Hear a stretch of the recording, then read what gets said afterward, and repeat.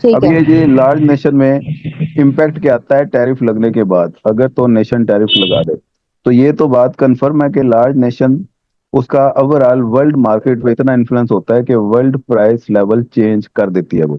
तो जब भी लार्ज नेशन में टैरिफ लगता है उसकी अपने मुल्क की प्राइसेस भी चेंज होती हैं, टर्म ऑफ ट्रेड चेंज होती है और वर्ल्ड प्राइस भी चेंज हो जाती है। तो यहाँ पे इसको जनरल इक्विलिब्रियम की मदद से हमने दिखाना है। पहला पॉइंट टैरिफ लगने से पहले वो ई का पॉइंट है सीधा साधा, जिसमें 60 यूनिट इंपोर्ट और 60 एक्सपोर्ट करता है नेशन, और ई पॉइंट पे पहुंच जाता है। तो ये इंपोर्ट एक्सपोर्ट को के पेयर दिखाता है ऑफर कर। ऑफर कर बनी हुई है, एक तरफ एक्स है और एक तरफ वाई है। तो एक्स के कितने इंपोर्ट किए कितने एक्सपोर्ट किए ये ई पॉइंट ने बता दिया। 60-60 का इंटरसेक्शन ही है ना, देखे जरा ध्यान से आंखें खोल के। यस। अगर तो अभी टैरिफ अभी तक लगा ही नहीं है, इसलिए price world price equal to 1 है। 1 का मतलब है 60 देंगे 60 ही मिलेंगे, इसलिए यहाँ पे इंपोर्ट एक्सपोर्ट भी 60-60 की थी, बैलेंस्ड ट्रेड जिसे कहते हैं। अब नेशन टू जो कि साइज में लार्ज है उसने एक्स पे लगा दिया टैक्स। एक्स उसने करना है इंपोर्ट, इंपोर्टेबल कमोडिटी पे लग गया टैक्स, जिसकी वजह से ओवरऑल मार्केट प्राइसेस वो हो जाएंगी डिस्टर्ब, और नई जो प्राइस लाइन वर्ल्ड की बनेगी वो 0.8 बनी। 0.8 का मतलब वर्ल्ड प्राइसेस डिटोरिएट हो गई। समझे बात? यस।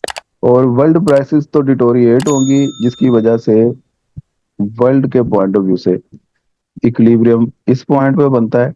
लेकिन उस नेशन की जो अपनी डोमेस्टिक इंडस्ट्री है एक्स और वाई की कमोडिटीज के साथ जो इंगेज है उसकी टर्म ऑफ ट्रेड इंप्रूव होगी, वो 1.6 पे चली जाएगी। ये देखें पी डी लिखा हुआ है डोमेस्टिक प्राइस, वो इंप्रूव हो गई, ये यहाँ पे चली गई। तो ये 1.6 पे चली गई, इसको उल्टा दें ये 0.8 बनता है।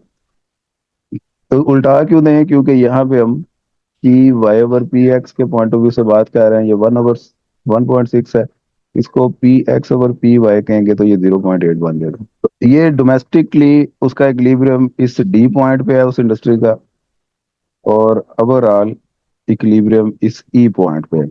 इस ई पॉइंट पे अगर हम कंपैरिजन करें तो नेशन टू की जो ऑफर कर्व है फ्री ट्रेड में ये थी, टैरिफ लगने के बाद वो ऑफर कर्व नीचे को शिफ्ट हो गई है।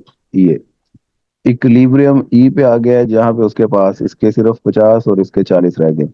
फ्री ट्रेड में इसके 60 इसके 60 थे। तो सिर्फ कहना क्या चाहते हो भाई, कहना सिर्फ ये चाहता है कि जब कभी भी टैरिफ लगता है तो उससे वेलफेयर रिड्यूस हो जाती है, क्योंकि टैरिफ लगने से वॉल्यूम ऑफ ट्रेड डिक्लाइन कर देता है। तो वॉल्यूम ऑफ ट्रेड देखें, जहाँ पे पहले 60 का था वो एक्स के पॉइंट ऑफ व्यू से 50 का रह गया और इधर से 40 का रह गया।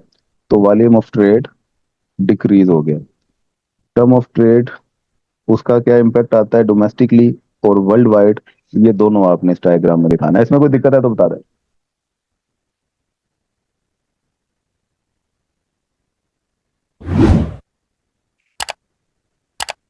ये जो ग्राफ है ये पेपर में हमें बना बनाया आएगा या हमने बनाना है खुद ही, मतलब खुद ही पूछेगा बनाना आएगा है। हमें? वो पूछेगा effect of tariff in large country. हाँ, तो आपने ऊपर उसका कोई डेफिनेशन लिख के नीचे ये डायग्राम बनानी।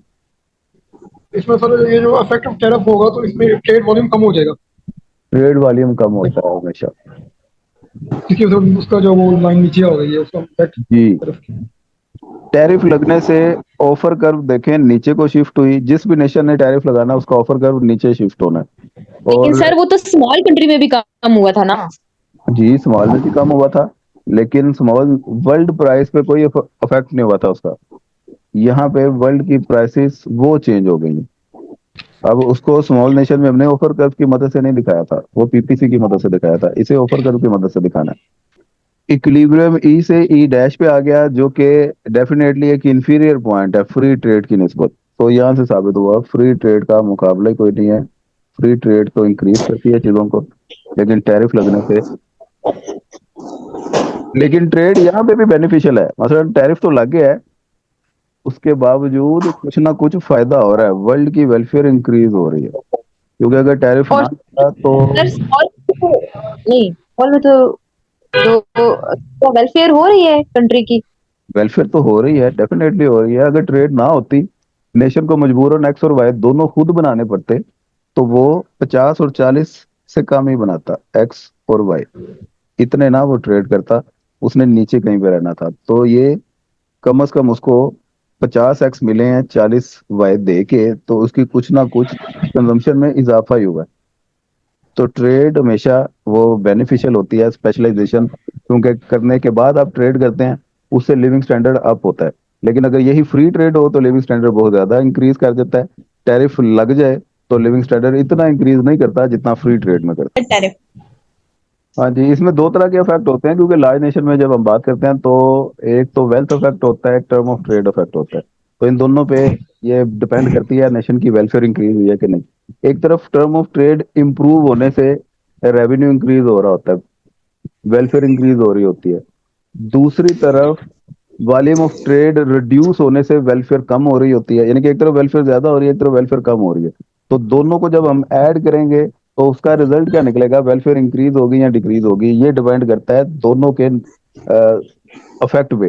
पॉजिटिव स्ट्रेंथ का कितना अफेक्ट है, अगर तो पॉजिटिव स्ट्रेंथ का अफेक्ट ज्यादा, मतलब टर्म ऑफ ट्रेड इंप्रूव होने से जो वेलफेयर इंक्रीज हुई है उसका इम्पैक्ट ज्यादा है, दूसरी तरफ वेलफेयर कम होने की निस्बत, तो नेशन की वेलफेयर ऊपर चली जाती है। अदरवाइज अगर नेगेटिव स्ट्रेंथ वो ज्यादा होगी तो वेलफेयर डिक्लाइन होगी। तो इन दोनों को ऐड करने से हमें पता चलता है कि ओवरऑल वेलफेयर इंक्रीज हुई है कि डिक्रीज हुई है, लार्ज नेशन में ये कहानी चलती है। और ई टैरिफ को आप कंपेयर करें तो टैरिफ लगने से वेलफेयर नीचे आई है, लेकिन फ्री ट्रेड की निस्बत, सॉरी ट्रेड ना होने की निस्बत फायदा ही हुआ है। इतनी सी बात इसमें याद रखनी है। इसको डिटेल में अगर आप करना चाहें तो ये सारी आप एक्सप्लेनेशन पढ़ सकते हैं। इसके बाद एक कहानी है ऑप्टिमम टैरिफ।